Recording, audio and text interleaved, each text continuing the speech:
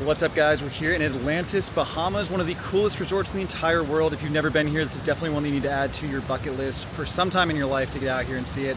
Today I'm going to show you around. It's going to be the only guide you need for this entire property. There's so much to do, so much to see, so let's dive in. Now, a common misconception about this resort is that it's just one resort, but it's actually a collection of different properties you can stay at, all grouped into one. And I'm going to show you all of them today, the pros and cons of each, because there definitely are some. And I also want to show you guys all the activities and places to explore, because you could spend an entire week here and not see everything, including massive shark tanks like the one behind me, massive overviews of sharks like I'm showing you right now, and just in general, there are sharks and marine life everywhere. I mean, this place is all about conservation, and they're all about protecting animals and ocean conservancy, which is really cool. This has been built up over the last 40 years, and there's been different progress and different updates along the way, with new towers as recent as 2007. So there's new stuff and old stuff to explore, and it's just so cool. So with all that said, let's dive into the accommodations here, because first you got to figure out where you're going to stay on property, and then from there you got to figure out what you're going to do. So let's talk about the different hotels, different hotel rooms, and the various options, and what you should probably keep in mind when you first look to book.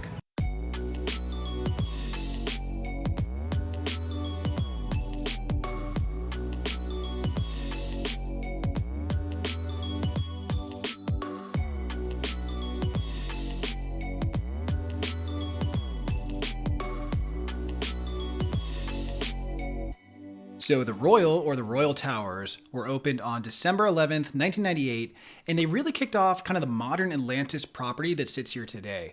Because during that time, the original hotels on property were also refurbished and branded to Atlantis, but originally they weren't part of Atlantis. So I'll talk about all that shortly.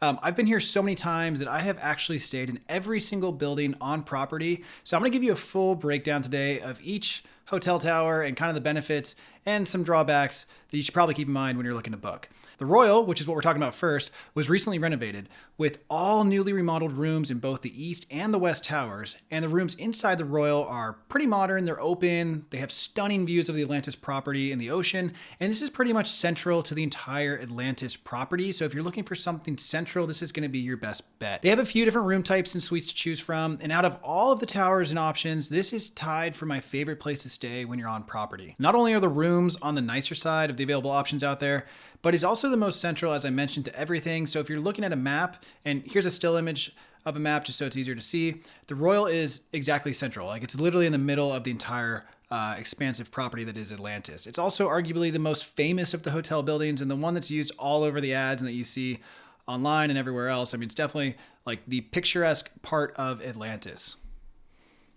Oh, and that bridge that you see in the middle connecting the two wings, that's actually a room, and it can be rented for over $25,000 a night. Pretty crazy. The Royal is also where you're going to find the main casino, the Dig, and a bunch of other restaurants, but I'm going to talk about all of that in a bit. So like I mentioned, the Royal was actually the first addition to Atlantis in the 90s. Prior to the Royal, there were already hotels on site. Up until recently, you could actually stay in those original towers. It was called the Beach Tower, but it was closed in 2022 to be quote unquote remodeled, and rumors were swirling at the time that Pharrell, the singer, was going to be opening a hotel there. But unfortunately, all of that has ceased to happen, and there were renderings circulated online, but it just seems like the project has stalled and they had some financing issues. So now the entire beach tower and area has been essentially scrubbed and removed from the map. It doesn't even show up anymore. And it's a real shame, because this was such a cool area of the original Atlantis. You can still see some of the remnants of that on site when you walk around. You can still see the old lazy river is filled, but all access to it has been cut off. And from what I can tell, a lot of the old exhibits, including the shark tank pool, which used to be really cool, and other attractions have all been demolished, which is just such a shame. There even used to be old water slides that you could take to get in between the hotels, which is a really cool method of transportation. And those have since been cemented in, and the pools have been filled in with dirt and plants. So definitely a bummer with the old beach tower. That was one of my favorite just historical parts of Atlantis. But adjacent to the old beach tower is the Coral, which is actually still open, and today now is the oldest part of the original property that you can stay in. The Coral is definitely one of the more affordable options, and it's been kind of designed with families in mind, as they have children activities and even like a teen nightclub at the bottom called Crush. There's a bunch of children's activities in the Royal as well, but I would say that the Coral is probably even more of an affordable, family-friendly option. The rooms have been renovated, but the tower still certainly feels old and somewhat original. It's definitely a little bit dated. I actually kind of like it because it kind of brings back some nostalgia, but if you're looking for more of a modern look and feel, then this probably isn't going to be where you want to stay. The rooms do have really nice views looking back at the rest of Atlantis and the coastline, and arguably sits on the best beach at Atlantis. If you are somebody who likes waves and kind of a more expansive beach. They have full balconies. And in fact, I think every room in every tower at Atlantis has a full balcony, which is great. So it's really nice being able to walk out and just get some nice, fresh ocean breeze. The lobby at the Coral's nice. I mean, they have some shopping on site, and this is also where you're going to find the Atlantis Convention Center. So if you happen to be here for a convention, this is where you'll mostly be on site. And one of my favorite parts about the Coral is it's next to Predator Lagoon and a bunch of cool exhibits. So I'm gonna talk about more of this later, but it's just really cool walking around. So for the next part of the property to discuss, we're gonna head over to the opposite side of Atlantis, which opened in 2007, and that's gonna be talking about the Cove and the Reef. Both towers are very similar, with just slight differences worth mentioning. The Cove is arguably the nicest tower and usually the most expensive tower on site. It's more of an adult-focused tower, so if you have young kids, I wouldn't necessarily recommend it. It's definitely more adult-focused and more luxurious. But this tower has the highest level of service and offerings at the resort outside of that bridge suite that I mentioned earlier. The Cove offers spacious suites with ocean views from every room, luxurious bedding, and modern amenities. They also have a private pool with outdoor gambling area that's exclusive to the Cove. And it's well positioned within Atlantis. It's somewhat central because it's kind of near the Royal Towers. So as far as just being, central and very high luxury, then the Cove is definitely worth looking at. And it's also adjacent to the best restaurants on property. So it's only a short walk to some of the best restaurants that they have at Atlantis. So if you're looking for the most luxurious of options, then the Cove will definitely be your best bet, unless you're doing the $25,000 a night bridge suite. Next to the Cove is the Reef, which is actually a collection of condos that Atlantis manages and rents out. So the Reef looks a lot like the Coral, but again, these are individual units owned by other people that Atlantis manages and rents out on their behalf. So we actually stayed at the Reef 2 years ago, and we really enjoyed it. The only downside of the Reef is the location. It's pretty far on the very end of the Atlantis property. So walking to breakfast in the morning or restaurants or the water park or the beach, it can definitely take a while. Atlantis does offer shuttle service, but we found it just to be more convenient to walk, even though it was quite a bit of a walk. I mean, you're gonna get a lot of steps each day. Given that the Reef is essentially condos with studio suites, 1 to 2 bedroom suites, and they have small kitchenettes and some have full kitchens, they definitely have more of like a residential feel compared to the Cove. The rooms either face back towards Atlantis with a pool and beach view, or they face out toward the rest of Nassau and the rest of Bahamas with mostly undeveloped coastline that you can kind of look over. It's nice. It's definitely a nice view. If you're looking for a more quiet tower, then the Reef is definitely a good bet because it's very nice, it's modern, it's spacious. It definitely has luxury amenities, and we stayed here as part of our honeymoon, and we definitely really enjoyed it. So highly recommend the Reef or the Cove. They're both great spots on site if you're looking for more of an elevated approach to your vacation. So last on the list is going to be the opposite of that. It's Harborside, which is actually where we stayed this time around just to check it out. It's operated by the Westin, so it's technically separate from Atlantis, but it's all within the property. And staying here gets you access to everything, so you don't have to worry about paying separately for, the water park and some of the attractions. So the area of the resort sits on the back harbor area with views of the marina. And, this is a great property for large groups or families because it's more of a timeshare layout with full kitchens. They have laundry, they have joining rooms. So if you have a large family, this is probably a good fit for you. In my opinion, the rooms could really use a refresh. I believe this is one of the oldest offerings when factoring in recent remodels on site. So, even the Coral, which has been around for a while, is more renovated more recently than here at Harborside. So there were definitely some issues and deferred maintenance in the rooms, and it just felt very dated. Everything was squeaky or falling apart. There was dirt, there was some mold. It needs a facelift. 10 or 15 years ago, I'm sure it was nice, but it definitely needs a refresh right now. But on the plus side, Harborside is one of more of the affordable options in Atlantis, especially for larger families. And the views of the marina are pretty nice, but take that with a grain of salt because you will hear shipyard sounds in the morning that are at times pretty loud, including large ship horns and manufacturing sounds that'll wake you up. So if you like to sleep in, this probably isn't the right spot for you. It's also near the main bridge over to the main island, so you can hear car horns occasionally or ambulance sounds. So it's just a little bit noisier than some of the other towers. Harborside is, however, on the sunset side, so you will definitely get the best views of sunset in the evening over the harbor, which can be really breathtaking. And Harborside also has its own restaurant out on the point, which just opened last year. The views are great, the food is okay, and it has its own pool with its own hot tub, which is one of the only hot tubs on all of Atlantis property. So that's also pretty nice about Harborside. So outside of a remodel that really needs to take place at Harborside, the other downside I would say is that you are far from the rest of the property. So it's going to be a hefty walk to get around, or you got to wait for those vans I was telling you about. It's usually about 20-30 minute walk, and it's usually about a 20-minute wait for the vans. So either way, it's going to take you about the same amount of time. It's just personal preference, but it is a commute to go from Harborside to anywhere else on property. The other thing that we really didn't like about Harborside was the way that they nickel and dimed us for everything. Like, we lost a room key and we got charged. The internet was $25 a day. If you disconnected the device and had to reconnect it, it would charge you again. And so after all of the charges and fees, it just seemed like the allure of savings from Harborside basically vanishes because a lot of that is included in the other towers. So definitely something to consider when you're looking at it. And then one other caveat just to keep in mind about Bahamas in general, they passed a VAT tax in 2015. So 10% tax is automatically added to every bill. And then on top of that, they also usually add automatic 15% gratuity. So any price that you see on the island, especially at Atlantis, you need to keep in mind that there's about 25% upcharge on everything you see. So the real price is 25% higher than whatever you see on the menu, for example.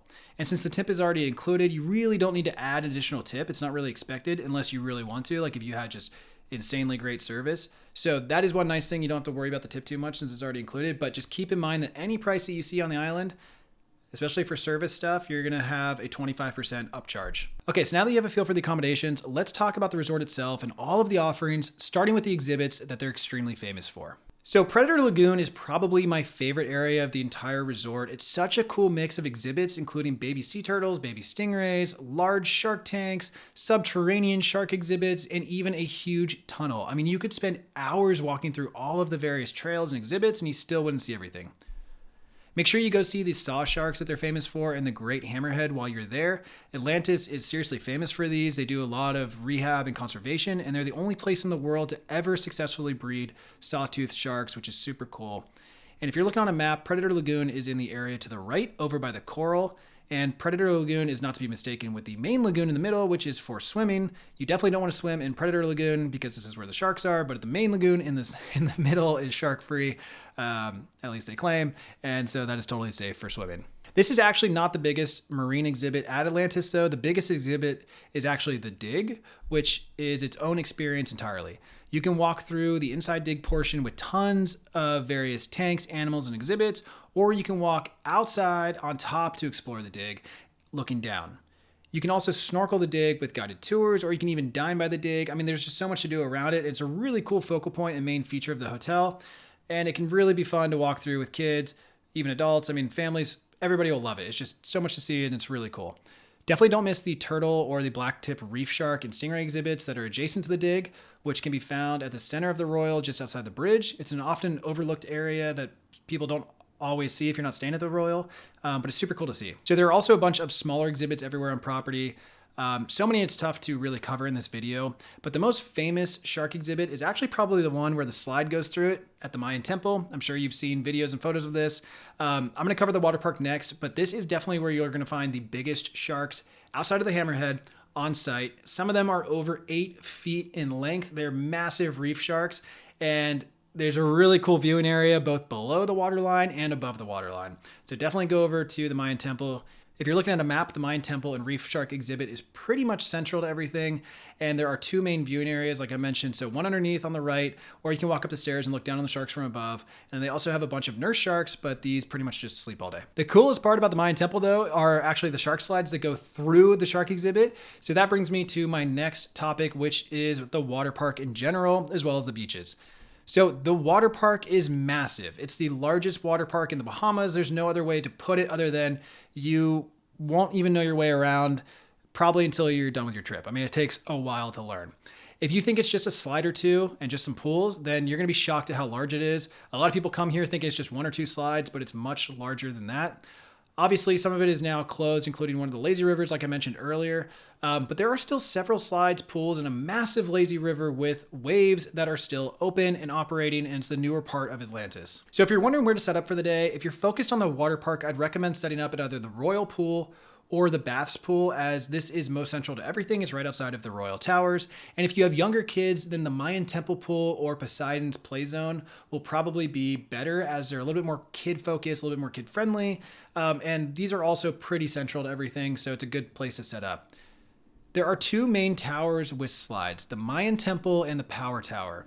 The Mayan Temple is the original. It's the one that was built in the 90s, and it's famous for the shark drop slide, which I believe is the fastest slide on site. And it is essentially straight down and so fast that you're not going to see anything, even though it's a clear tube through the shark tank. You can open your eyes if you want, but I wouldn't recommend it because it definitely stings a little bit. But on the other hand, the shark tube slide, where you're actually sitting in a shark tube, is much slower. And you literally go straight through the shark exhibit with sharks swimming all around you while you're in a tube. It's just such a cool slide and something you have to do while you're there. It's unlike any other water slide you've ever been on. And you're allowed to take your phones and GoPros to get photos and videos. So it's a really cool experience. The Mayan Temple also has the jungle slide, which is surprisingly fun. And I would definitely recommend checking that one out as well. So the Power Tower has a bunch of other tube slides, and they have a body slide called the Abyss. The Abyss is the other drop slide on site. It's slightly taller than the shark drop slide, and it's very fast. If you're not a slide person, there are also just tons of other things to do, including so many pools to choose from. Or you can go around in the not so lazy river. It has rapids, waves, and a ton of cool features that will keep you entertained. But if you're looking for a break from the water park, there are also amazing beaches and a lagoon to choose from. The main beach with waves is Atlantis Beach. This is actually my favorite beach just because it's beautiful. I mean, the sand is incredible. The watercolors are incredible. There's jet skiing, and it's the only beach with like solid waves. This will be closed at times if the waves or the currents get too strong. So if that is the case, you can check out some of the other beaches. But again, it's a great beach if it's open, and the watercolors are insane. The Cove beach sits next to the Cove Tower, and it's probably the calmest of the beaches from like a wave standpoint. And it's also common to see green sea turtles in here. You can swim with them. So that's a really cool aspect of the Cove beach that I would definitely recommend checking out while you're there, just to see the turtles. It is the smallest beach though, and it's somewhat rocky, so keep that in mind.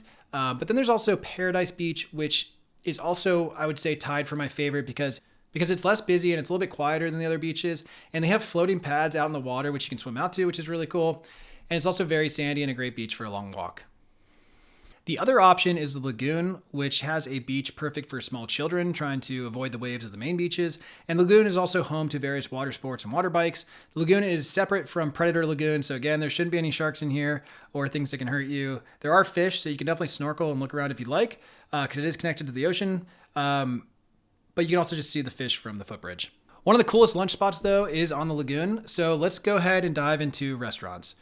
So speaking of dining and speaking of the lunch spot, I have two favorites I'll touch on, whereas the rest are essentially just the same kind of food that's, fried and boring. The Lagoon Bar and Grill has by far the best views above ground. The food, I would say, is decent. The views are stunning, though. So it's good for lunch just because of the ambiance. And then obviously the other one being Shake Shack is pretty good if you ever had Shake Shack. We ended up eating here quite a bit because the food was better than a lot of the other restaurants on site for lunch. Definitely not healthy, but hits the spot. But again, everything you have heard about the food being ridiculously expensive is true. Even just a wrap and fries at one of their little lunch spots was $25.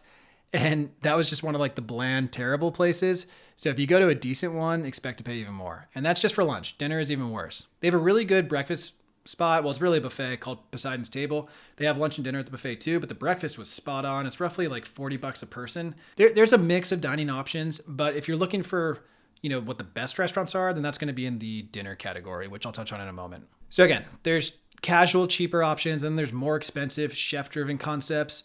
And those are on the higher end. So I would definitely recommend checking out Peranza, which is an Italian restaurant that's chef driven. It's very delicious. Fish, which as the name suggests is seafood. And that's by Jose Andres. So another celebrity chef, really, really good food. Nobu, which is one of the most expensive, is also inside the casino area. Or you can even just do like a dinner buffet at Poseidon if you want to avoid those expensive places. I would recommend at least checking out one of the chef driven restaurants while you're there because they are really, really good. All of the mid-tier and casual restaurants are just okay, in my opinion. They will essentially remind you of like chain restaurants back in the States. But in the Harbor Village area, where a lot of them are generally located, it's cool to walk through, especially at night, because it really comes alive. But again, the food is just kind of eh. See, at night, it gets really, really packed. It's also by where all the massive yachts and boats park, which can be really cool to walk around and kind of look at all those at night. And again, the food at these restaurants, just okay. You'll still be spending a good amount of money, unfortunately, but the area at night was really fun.